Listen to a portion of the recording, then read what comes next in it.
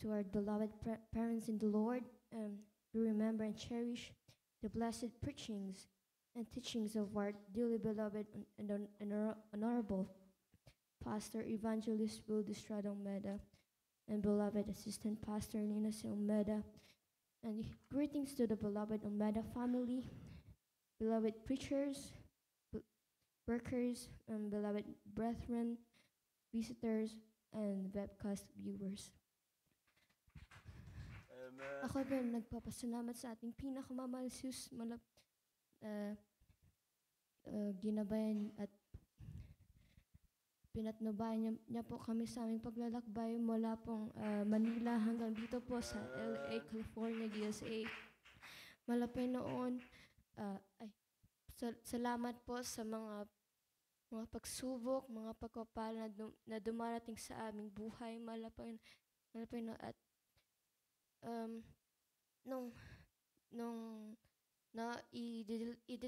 i-deliver na ba ako ni mama, na-find na po nila na ako po ay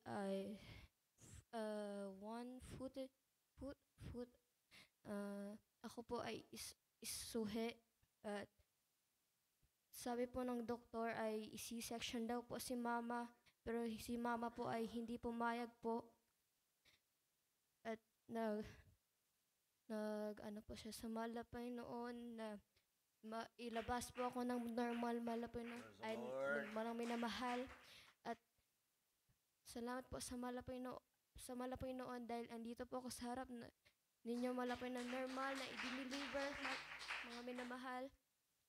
At nung ako po ay 6 years old, bago po mag-kinder, nung naglalaro po kami, nakatapak po ako ng pako po. Ito po ay bumaon po sa paa ko po at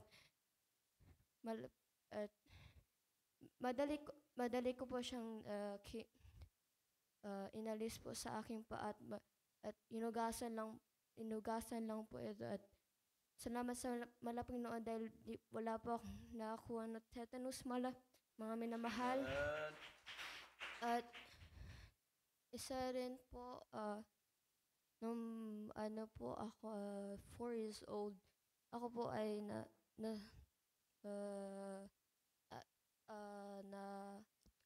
ano po ang aking ulo, ako po ay natumba mga minamahal.